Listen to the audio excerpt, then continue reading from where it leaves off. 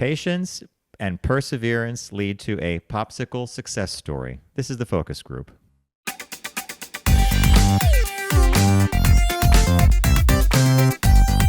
They're all business, except when they're not. It's the focus group with Tim Bennett and John Nash.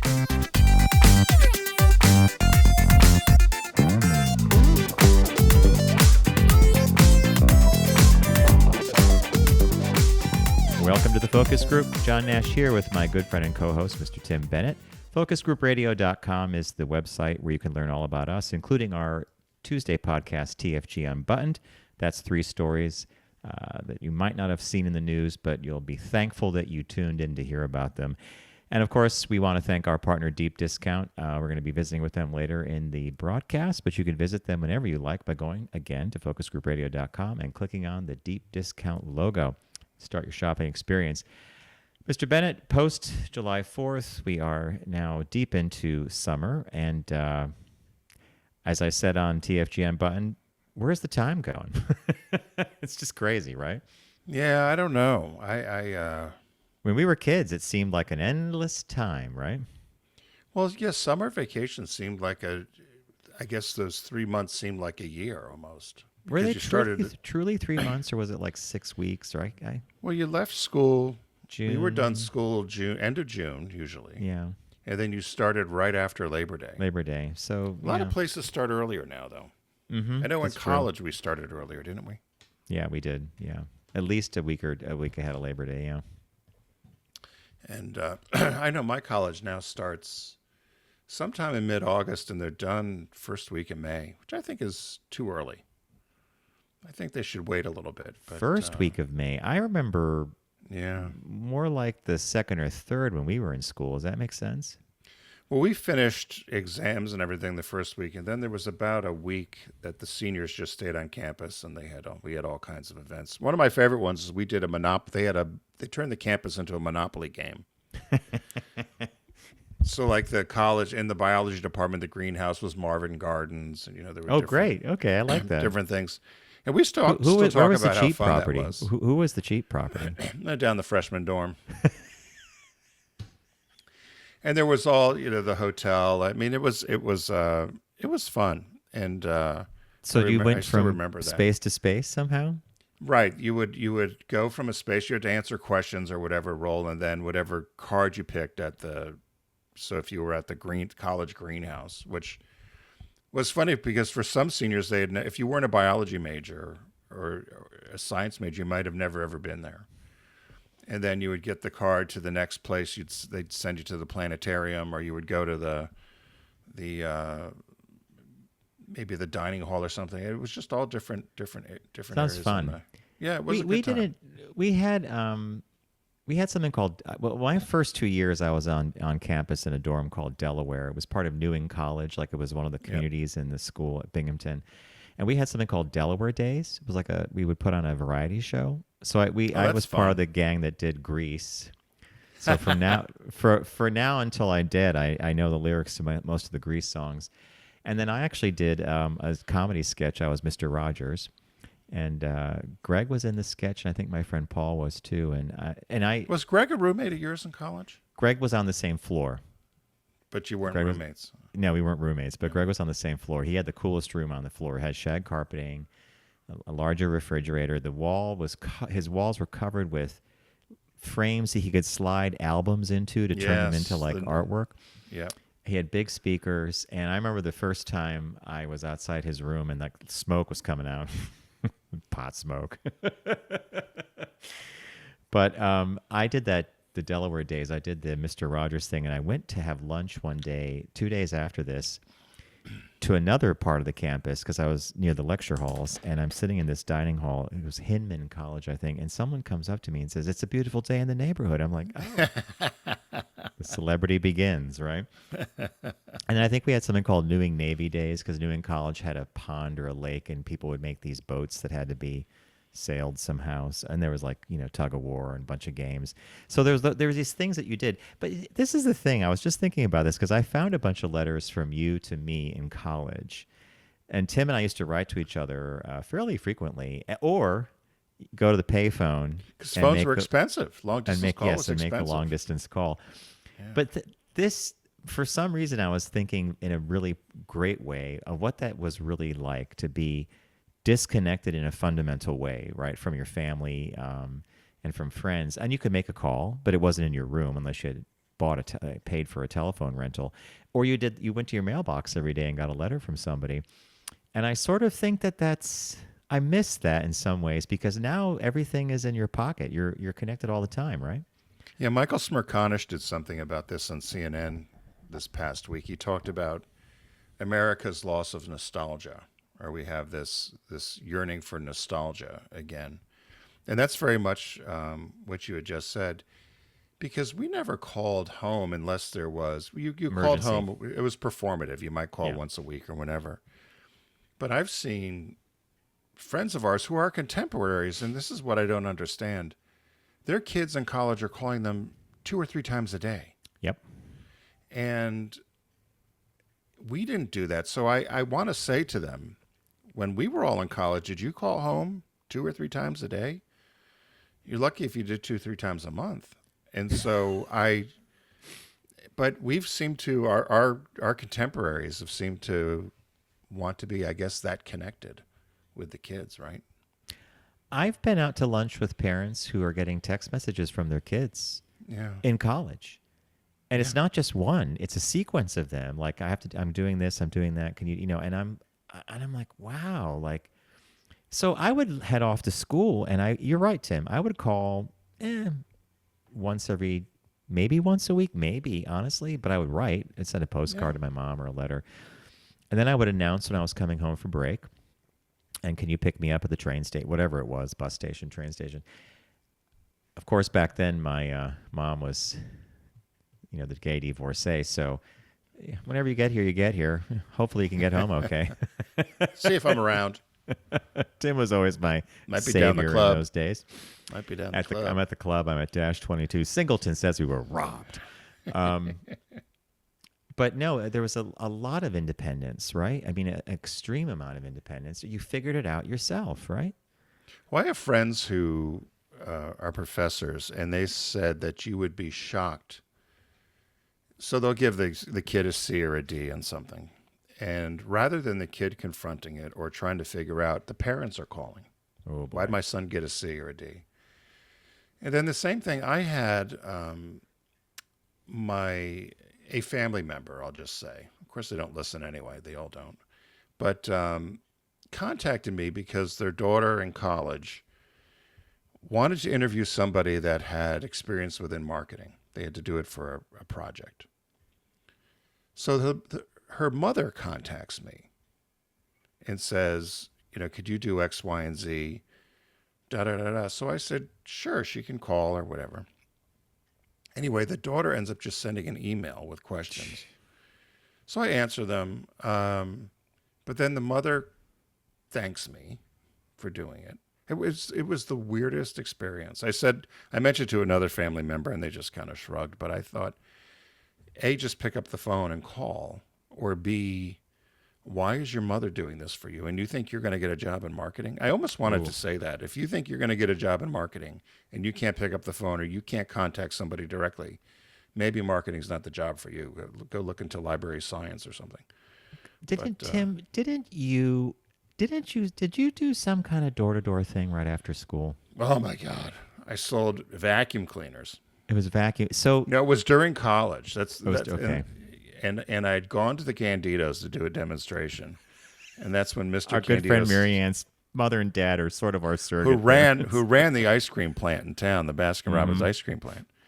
So after my fumbling around trying to sell this vacuum thing, so you'll love this. So the ad in the newspaper was, "Do you want to be an actor?" And it was you can do, and it was essentially making it sound like you were going to put on a play. But then I go there and I get roped in that I'm going to be going door to door and putting on a show each time I got to display this, talk about this vacuum. And I thought, no, I'm going to do this. I can do this. So I worked at Walden Books, and I had the vacuum thing, and then I also did marketing tabulation in Danbury at some place. I would go through these things. It was horrible. But We've had some real jobs, huh? I fumbled around with the vacuum, and Mr. Candido, as you know, just sat there and just watched the whole thing. Was he in the recliner, probably? Oh, yeah. And laughing, and I mean, I didn't know what I was doing. I was trying to follow the script, and you were supposed to call somebody. And so after that, after I'm done with my little demonstration, Mr. Candido said, "Give me a call tomorrow morning at the plant." That's when I got the job. That's how you got the Baskin-Robbins union job. Oh my God! Which was the greatest thing ever for me. I mean, Yes. I was just telling stories about that this weekend, but the fact that I was making. When I would work over the 4th of July, you made $33 an hour. This is the early 80s. Mm-hmm. I mean, it was incredible money. But you also garnered some insanely hilarious stories from Baskin-Robbins plant days. Yeah. No, Tim and I have had... the reason I brought that up, just before we continue with the show, is because we had to figure this stuff out. Like, I worked for a small parts manufacturing company. Oh, God, you were making widgets. What were you making them for? I was making some little... I had to little put a motors, little piece of metal in, oils everywhere. I had to grind it down, put it in a bin. I think I wrote 5 books in that summer in my head. Marshalls, brand names for less. When I was in college, I had 3 work-study jobs all the time for the entire time I was in school. Plus, I had a job where I was paid, like a stipend, to be the art director of the college paper. So this contrasts with this idea of texting and calling home all the time. We didn't have that opportunity. You know, No. Both our sets of parents were like, make it. It's like what was the Project Runway? Make it work. Oh, Tim Gunn. Yeah, make it work. Well, on that note, Mr. Bennett, what caught your eye? What caught your eye? Here's what Tim and John found. And this is somewhat along the same lines because we're always hoping for the big hit, John. Yeah, I love this one. Yeah. I saw this story. The woman in Kentucky, her name is Kathy Bailey, and she was out to dinner with her family, and her daughter had a fortune cookie. They all opened their fortune cookies. They went out to a Chinese restaurant, and they all got fortune cookies at the end of the meal, which always happens. And I don't know if you've noticed this, because I have as well. So the open up the fortune cookie, and there's a little fortune, and sometimes it will do translation in English or Chinese, how to say it. And then sometimes it says lucky numbers on the back. And I remember days of getting those and laughing about, I wonder if these numbers, what they would Where mean. they came from. Can they do anything? Do they mean something? Obviously, probably just a random printing, right? Did you know the fortune cookie, by the way, was invented in San Francisco? Cisco. But anyway, so this woman is there with her family, as I said, and so she took her daughter's fortune cookie and took the numbers, the lucky numbers on the back, and went home online. Now, I didn't know. I guess I haven't paid attention. So she went online to the Kentucky Lottery. I guess you could play online as well as going to the store and buying a scratch off or putting in the numbers in or doing the lotto when you would go to a convenience store or something for tickets. She went online and she decided to play a game called Kentucky Lottery's Golden Snake Triple Play. And she for $5 bet, she put in the numbers from the fortune cookie, and lo and behold, she won $50,000 within, I think, a day or two. They got back to her immediately and said she had won this money. She couldn't believe it. She had said to her husband had just retired. She said, look at this and make sure this isn't a joke or a scam. He looked, he said, no, you won. You won. So she said, as I said, after taxes, she said it was around $36,000 after you had to pay all the tax. Okay. But she said, my husband's retiring in December. We had saved a little money over the years. We had paid off our vehicles or cars and her house. But she said this will be a nice little, hit to our savings account to save and do something with. So, of course, who wouldn't take the money, right? And by the way, she strikes me as someone who's actually going to not piss the money away. Yeah. She decided she was going to put it in her Frugal. savings. What the hell? I'm retiring. going to play these numbers. I mean, what a fun idea, right? Yeah, they said there's another woman, a man in Massachusetts who had something similar happen, I guess, earlier in the year. His name is Sylvester Semedo from Massachusetts. He won $300,000, and he decided to play the elevator numbers from his old building. So the elevators that he would get on, he used those numbers. And they said that this was funny because they said a lot of people often talk about examples of how lottery winnings sometimes come from the most unusual circumstances of just saying, let me try these numbers versus, oh, my lucky number is always 3 or 17, whatever that is. to do these other things. So Yeah, I told you I had about- a dream that I won the big lottery, and I remember I woke up, I wrote the numbers down, I Nothing played them, happened. I got nothing. But I That's don't like know the why guy- those numbers came to me. And how about the time I'm walking down 8th Avenue and some guy approaches me, okay dressed, but I think he might have been homeless, and he holds up his arm and there's numbers written in Sharpie on it. He's Yeah. like, these numbers, these are the Powerball numbers, or these are the lottery numbers. Take a picture of my arm. And I did, and I thought, why not? Well, I said, where'd you get these numbers? From God. Oh, okay. I played them. I didn't win. It was hysterical. Tim, that's a good one. And it really does prove, since you and I took probability and statistics in college, it was one of my favorite classes, actually, that this is so incredibly random. Yep. To think that you're going to play every day and win is, I guess you could. I guess with the scratch-offs you can. But that random fortune cookie thing, that's good. And I've You're seen gonna that. like- You've seen the numbers, haven't you? Before we should say we're going to do that next time you get a fortune cookie, and we should play the numbers and just say. For Just $2, as a fun why thing. not, right? Yeah, I'd do it. try I it. like this idea. All right. You're going to love mine. It comes to us from the airport security systems, and the TSA uses these sophisticated magnetometers, and apparently they're being triggered by something called swamp crotch. Ooh! Tim's head went right up. What is this? A woman flying for the first time in 15 years recently shared that at both airports she passed through, she was flagged for her groin area during the security scan, and she had no piercings, no medical devices, and her pockets were empty. The only possible culprit, her sweaty crotch. Her hooch. So it turns out that this other travelers have chimed in with similar stories to what one security officer allegedly called swamp crotch. The term might sound ridiculous, but it lines up with how the scanners work. So TSA uses these millimeter magnetometer things, whatever, wave technology. It doesn't just detect metal. It responds to anything that disrupts the signal, including moisture. So a TSA expert, Shauna Malvini, Redden, told Reader's Digest that sweat is one of the stranger things that can trigger an alert because of how the waves bounce off water. That kind of false positive happens more than people realize. Sweat isn't the only thing that might get you stopped at security. Feminine products, snug clothing, or even body shape can trip the scanner. Now, that last one was, TSA has said their systems Is are that a designed gun in to your pocket? Man, yeah, exactly. TSA are you happy to see me? TSA has said their systems are designed to accommodate a range of body types, but the reality is that some people, especially those with fuller figures, get flagged more often. Now, other countries have decided it's not worth using this millimeter wave technology. France and Germany have moved away from it because of all the false positives. Now, have you ever heard of this before? I haven't, and it's gross. And how could you? I haven't, and it's gross. Okay. Well, how could you? So you go through the scan, right? And then who decides? It must be swamp crotch. So, so that's this thing. I guess they must wand you then. Maybe yeah, so they wand you this is after. the thing. You go and you put your hands up, Right. this thing spins around. It's not necessarily the metal detector thing, but it's this thing. Yeah, and you come out and they're like, "Hey, we got a positive on that crotch area of yours." So, What I thought was weird when we flew last time, I totally forgot about my knee replacement, this is to LA when we were and I didn't know if this little machine is similar to. Certainly, it's not like an MRI, but I thought, is it a quick X-ray that would see all this metal? metal, Right. Yeah. But it doesn't. So I don't know what these scanners are looking for. If it can't pick up the metal in my knee, what's it picking up when you go through? Because I've looked at the pictures. You put your hands up like Yep. this and you stand there.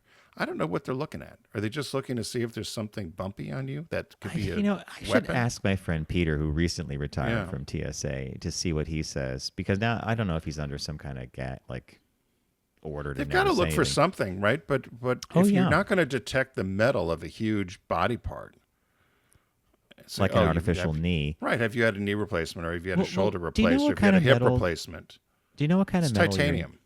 I think it's titanium. Is titanium picked up as like steel would be, or I would think it's like your teeth when you go to the dentist and you get an Yes. X-ray, and they can see that you Yeah. got a filling, right? Zip, Yeah. zip, zip. zip, zip, zip. So I don't know. But we'll see. So there you go, Tim. Swamp crotch. Yuck. Swamp crotch. I don't know what's worse, swamp crotch or swamp ass. I've heard of swamp ass. Yeah, I don't. Bill Brandt used to talk about that all the time. I think being pulled over or being pulled out of the line because of a sweaty crotch is kind of. Sorry, I just ran here. I've got my pajamas on. And by the way, you have 1 ounce too much of a shampoo in your kit. Like. Yes. Yeah, MacGyver. I'm going to take my bottle of water and my shampoo and make a bomb. Call me MacGyver. Yeah. Tim and I always talk about this. One jackass who tried to put a bomb in the heel of his shoes. Now we're all taking our shoes off at the airport. Mm-hmm. And someone who tried to do something with chemicals. Now we're all stuck with no liquids. But I can walk into a school with an AK-47 and shoot everybody up, and the guns aren't the problem. Yeah, and in the big, beautiful bill that just passed, they gave a $2 billion tax credit for people somehow with gun silencers. But you couldn't pay for food for kids? For kids, yeah. People, pay attention to the priorities. Silencers or food?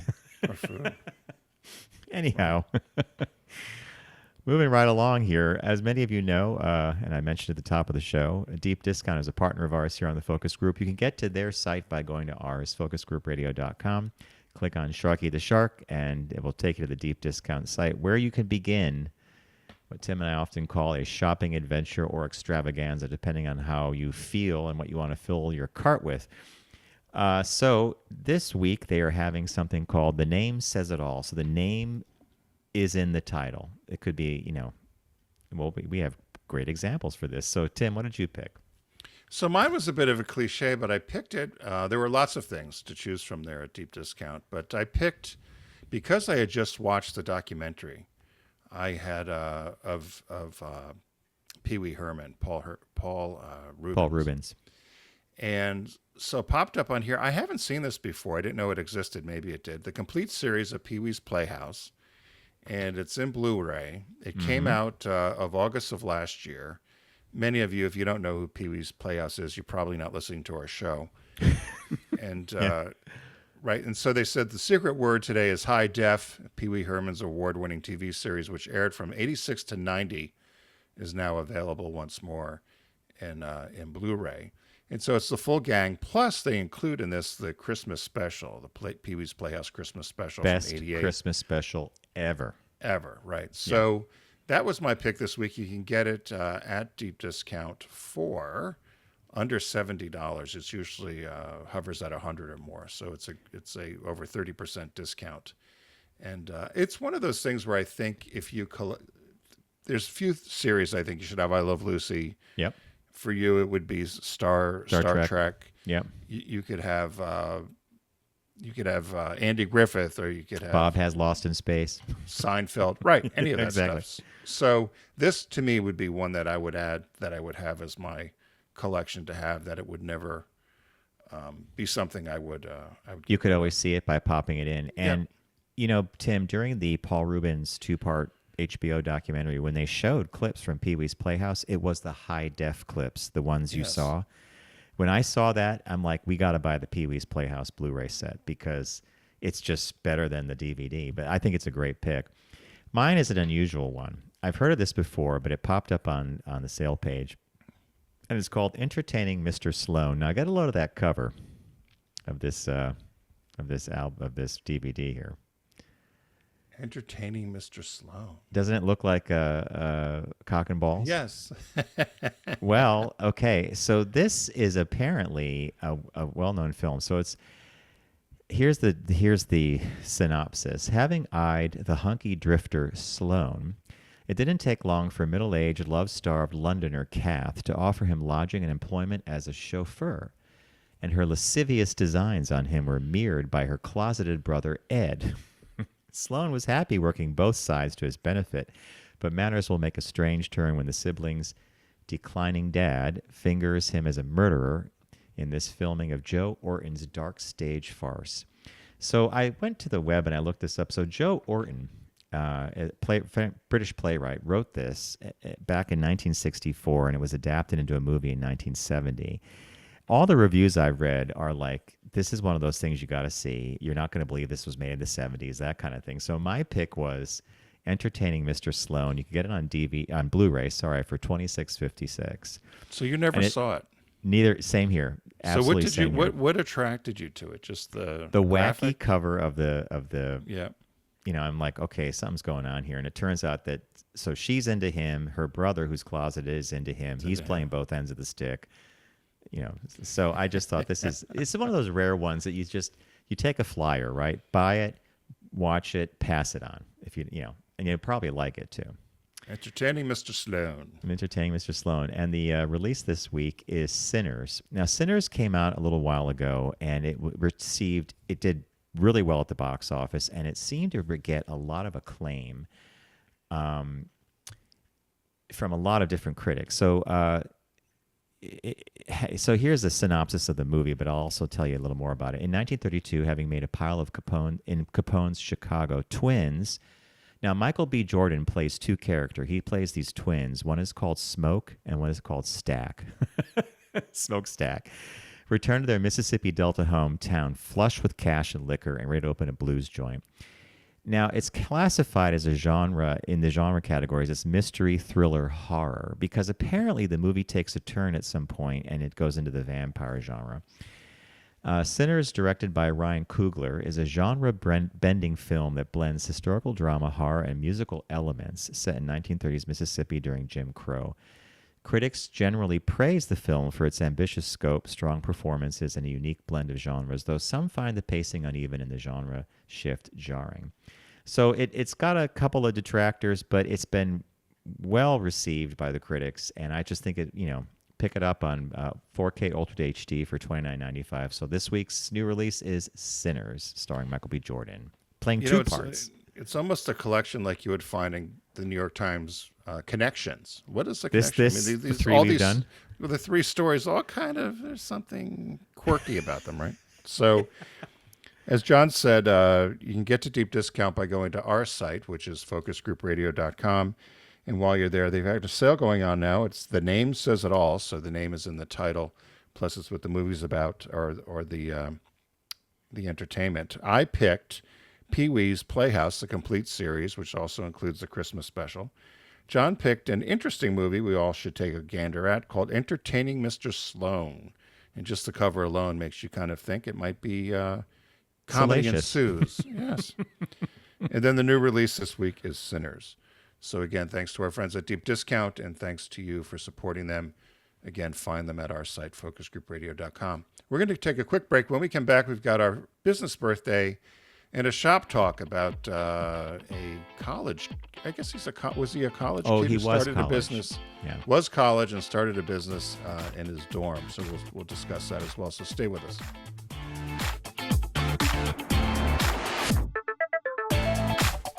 You're listening to The Focus Group with Tim and John. Learn more at focusgroupradio.com.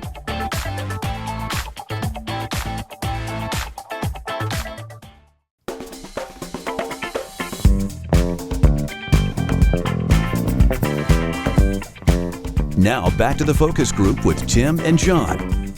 Available pretty much everywhere.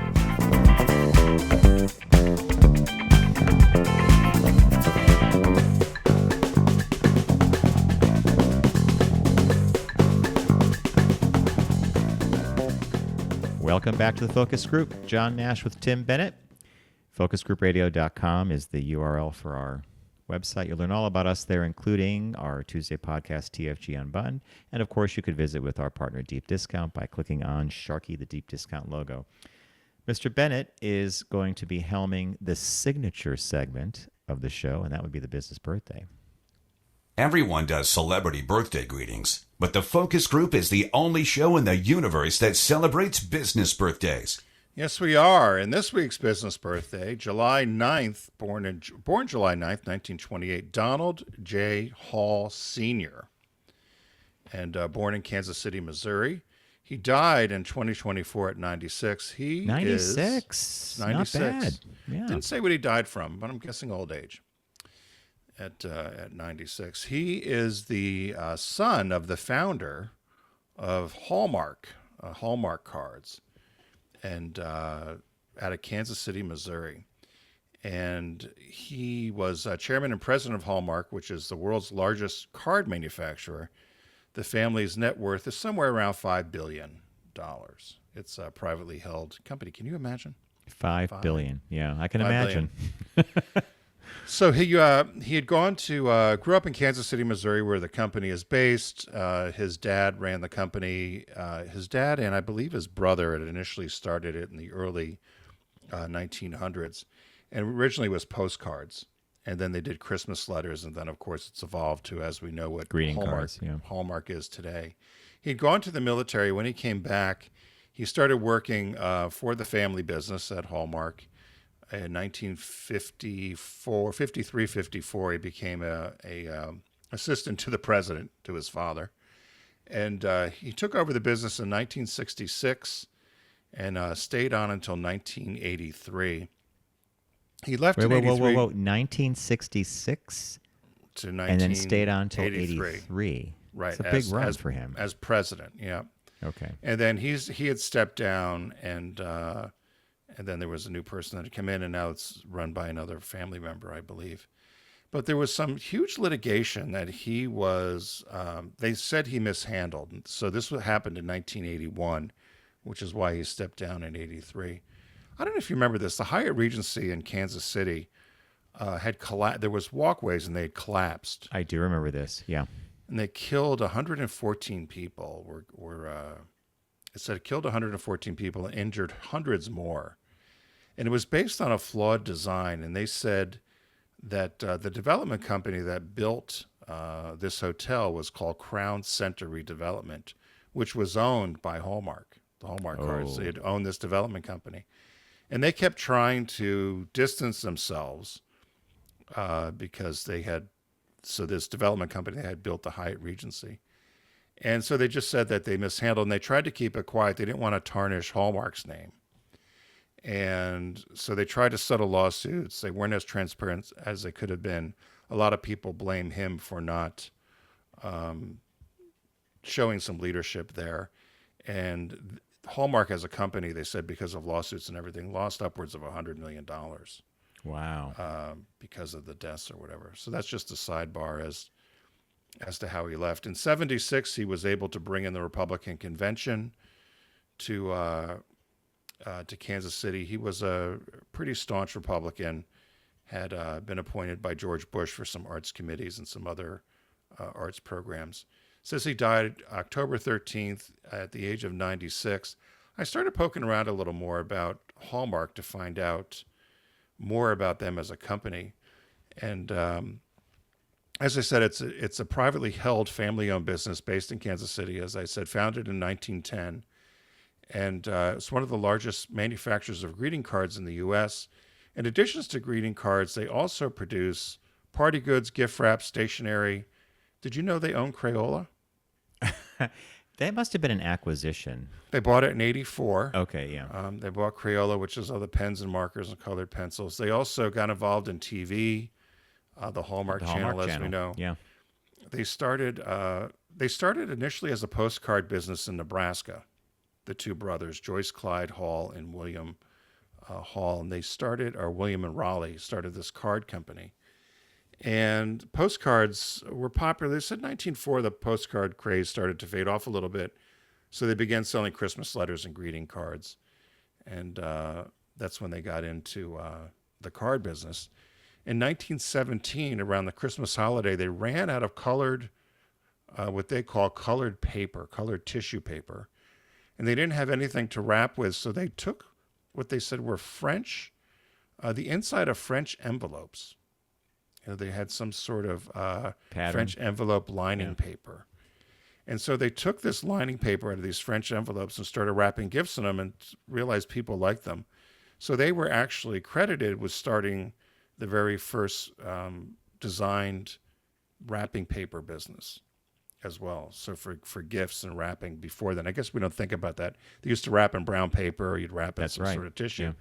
But this French lining, they kind of by dumb accident, because that's all they had, they realized how popular it was, so then they started making gift wrap. So that's how gift wrap came about. They also introduced the brand name Hallmark in 28. They also created card displays for the first time. Their slogan, one of the companies that has the longest slogans to date. Do you know what the slogan is for Hallmark? No, and I thought You I will knew when you it. hear it. It was adopted in 1944, and it was written on a postcard by somebody who worked in the marketing department, and they actually still have the card, the 3x5 card, on display at their museum at the headquarters. When you care enough to send the very best. Okay, yeah. And then, of course, they said they went on. We know about the Hallmark Channel. They started doing Christmas ornaments in '73. The Keepsake, which is also a huge business now, and as I said, paper. There's currently a staff of about 900 artists, designers, and stylists, photographers, and editors. They generate more than 19,000 new and redesigned greeting cards each year. Overall, the company offers more than 48,000 products at any That's- one given time. Tim, if you and I would trim that product line down just a little bit, I thought, how that's do a you lot. keep track of 48,000? Yeah, it's a lot. A couple of, just one other little fact. Neil Armstrong sued Hallmark in 1994. They used his name in a recording of his quote, "One small step for man, one giant leap for mankind," on a Christmas ornament without his permission, they said. And they said that he was in part of the public domain. Armstrong said he wasn't. The case then involved NASA.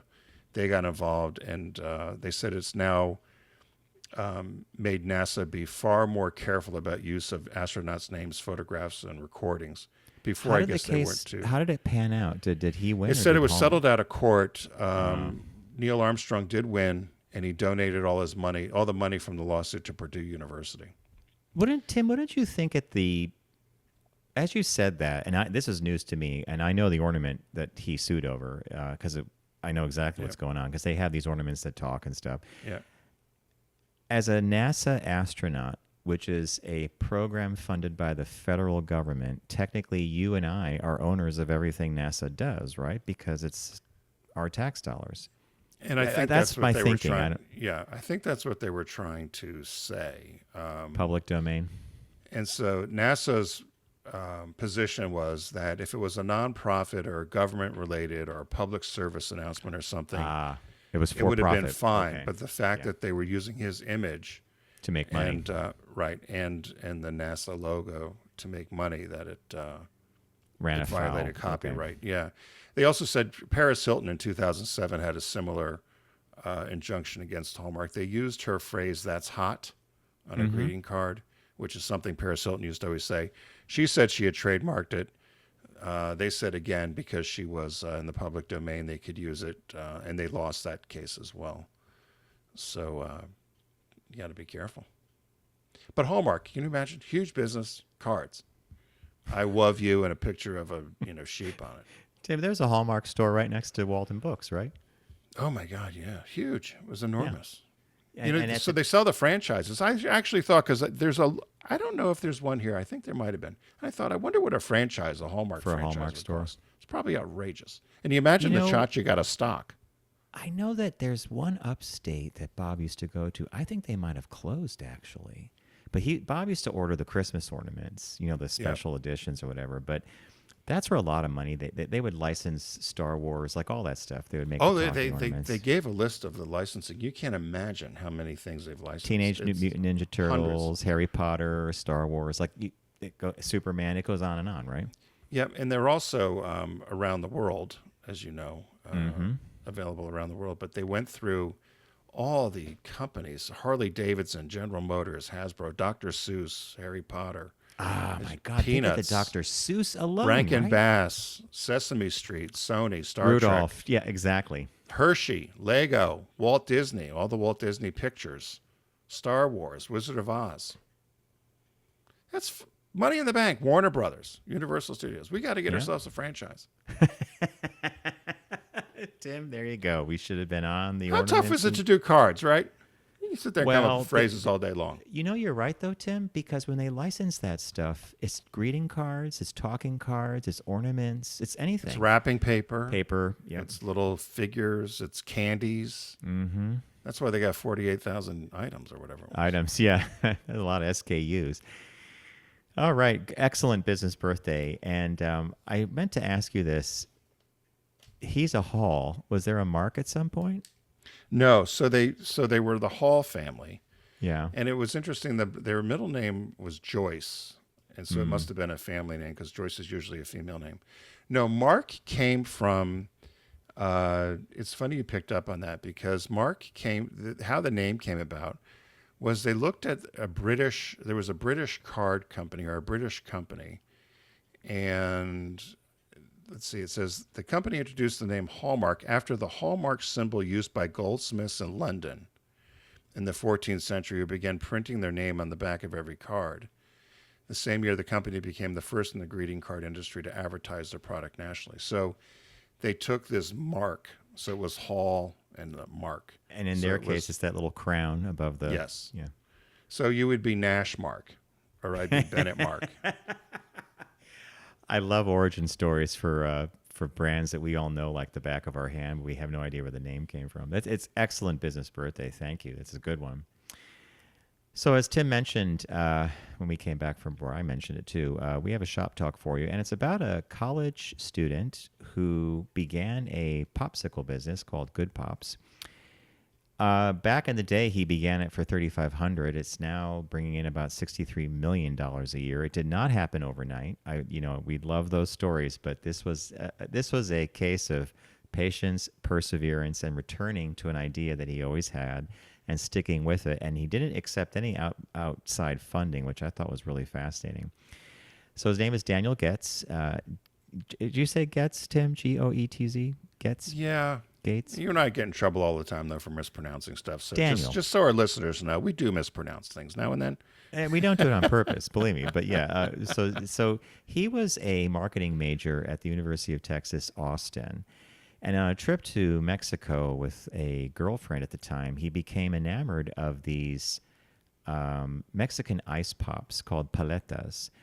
And I guess they were made with fruits and other stuff. So he loved the idea, less sugar, natural, the whole bit. And he started making these organic popsicles. It's been profitable every year since he's really got his feet under him. But 2024 was a bit of a down year. But so he said that he spent his first 4 years after graduation sleeping rent-free on friends' couches around Austin so he could save money while trying to build GoodPop, which is what he calls the business. He cut fruit and so he was in a kitchen cutting fruit and freezing 80 popsicles per hour by hand in a local kitchen after hours. He knew they were delicious. He knew they would catch on, but it was just a matter of time. So, he had a series of interesting stumbles and successes. My favorite was his plans for some, was it the Austin City Limits Music Festival in October 2009. He made 18,000 pops, but it was a cold, sloppy mess when the actual festival happened, and he sold 4. And he says here that he put the other 17,996 in cold storage because he had run out of money, didn't know what to do with them. And he paid $50 a month for that. I think he actually just got rid of that at some point and then, went back into the business. And here's what happens. He got this, well, Tim, you could tell us, he got this manna from heaven project, right? No, but I want to go back, though, to the Austin thing just quickly. So if you're there with 18,000 of these pops, right, and you're only selling 4, I wonder what the price was, because it didn't say that in the story. I'm thinking, would you just lower the price to, 50 cents each or $1 each or $3? Well, I think that Austin's Essex South by Southwest Festival, it was cold and it was rainy, and the last thing on your mind is like a nice, refreshing, cool popsicle, right? I think that's really what happened there. Was the weather just didn't cooperate, and this was going to kickstart everything, but.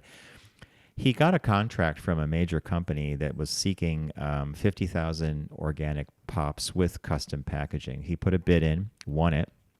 It was a company called Manifold, and they paid him $80,000 for the job. He got half up front, and he went to work hand stamping and making every single pop. So when I tell you that, success often happens when you just basically go all out. And of course, when you're in your 20s, he was in his 20s, you have the energy for that. But now he's in Walmart, Whole Foods. He's in major, chains across the country. And he has competitors, but it's a business now worth bringing like $63 million. So I think it's a pretty cool story. Yeah. What I was trying to figure out, in a lot of these stories. I watch Shark Tank a lot, and Oh, yeah, you love he the reminds tank, me yeah. of a lot of these folks who come on Shark Tank. And there were two things that popped in my mind. Apparently, this sort of popsicle is very, very popular in Mexico. And with the amount of Americans or entrepreneurs that travel to Mexico, or you see these people that come on from Thailand or Vietnam or something that find these foods, I'm just surprised nobody's ever done it sooner. Because I am sure other people may have said, God, I've had this paleta in Mexico and it's really good. I wonder why we don't sell them here. Yeah. And as we all know, food business is very difficult. It's like alcohol It's to try tough. to get shelf Yeah. space, and particularly a freezer product. And so I thought, had somebody else tried to do this and it didn't work, or we've all seen fruit props or popsicles that have real fruit in them or something. So I wondered about that. But the fact that he has now grown this business to, what did you say? It brings in about 70 $63 million a year. Yeah. It's just unbelievable to me. So good for him. I would sell it if I were him. If somebody comes along, Unilever, somebody says I'd like it. I'm sure think he I'd will sell at it. some point, but like here, the end of the story, and the article came from CNBC, and I love when they run these because, you're reminded through the piece that this was not overnight sensation, that this Right. has taken He him worked over a hard. decade to Yeah. do this. Yeah. But at the end, it says ultimately, his goal from college remains roughly the same: get GoodPop's desserts into as many new hands as possible. And here's the magic. We were just talking about it with Hallmark. In February, the company landed a licensing deal with the Walt Disney Company, which now adds Star Wars, Mickey Mouse themed products to GoodPop's offerings, a new strategy for the company to catch shoppers' attention. So now with this licensing deal, he could maybe use it on packaging. He makes custom pops. It's going to be the Star Right. Wars, the Force Pop, or whatever it is. It just is another way for the consumer to say, I think I'm going to try this out. So, good on him. I'm impressed. And but as Tim said, I don't know what prevents somebody from experiencing something like the Mexican pop and coming home and saying, hey, we should do it here. I mean, I suppose the barriers to entry are, unless you're young and you just, because it says in the article that he didn't think a lot of this through. Like he just was You going didn't to have do any it. training on this sort of Yeah. thing. Right. And I know that when you play your own devil's advocate, sometimes you could short circuit your own best ideas. I do it all the time. Tim and I do it a lot because we've sat in boardrooms and we know management, we know how companies work, and we're like, that's not going to squeak by. Well, I guess I need to be more confident about it, because everybody would say, well, that's not defensible. It says here, one of the sidebars is he tried to do a low sugar beverage, Yeah. and it was a huge flop, and he's trying to get out of that now and get out from under that. But That's again, the loss from 24, yeah. right, so low sugar beverages. But there was a little farm outside of Philadelphia that sold tiny, tiny popcorn kernels.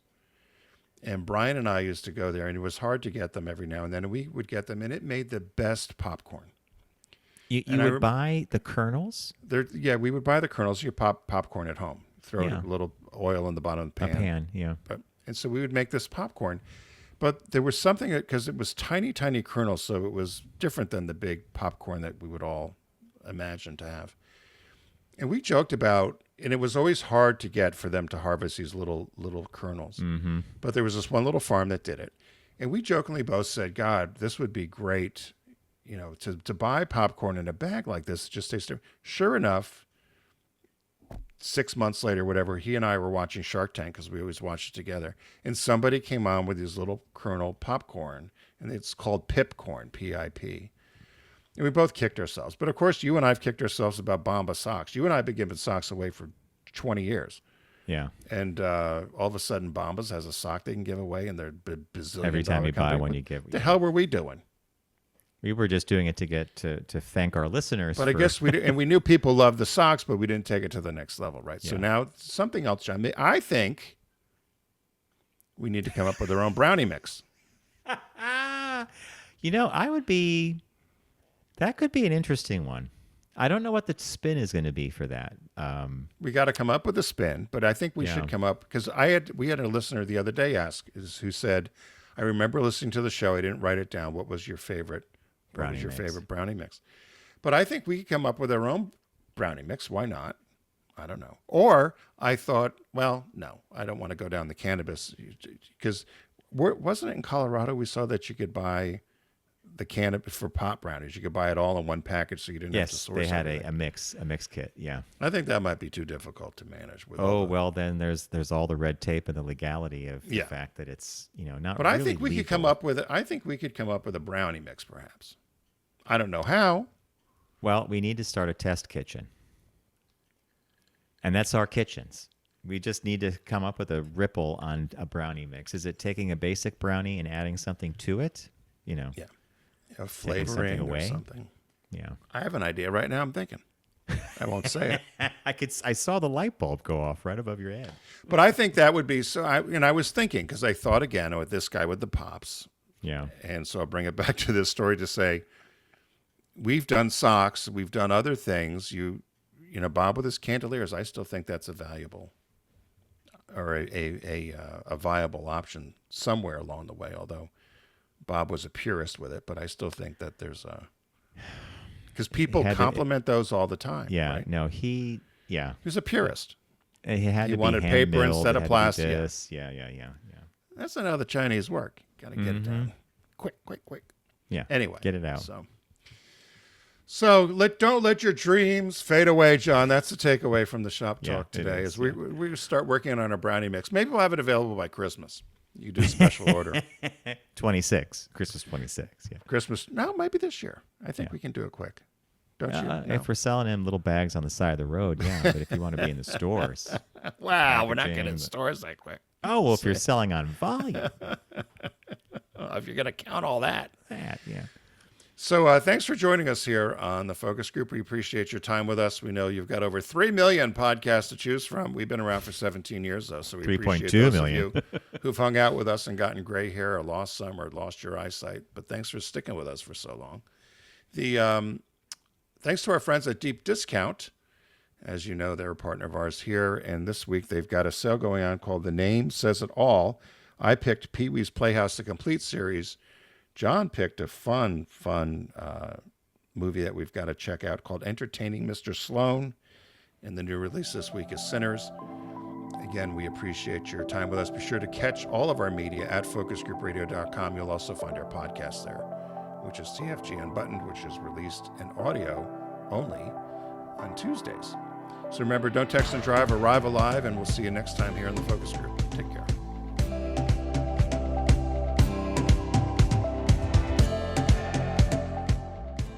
It's the Focus Group with Tim Bennett and John Nash. Accessible on all platforms. Subscribe, like, and rate us on your platform of choice. Learn more at focusgroupradio.com. That was a stunning focus group.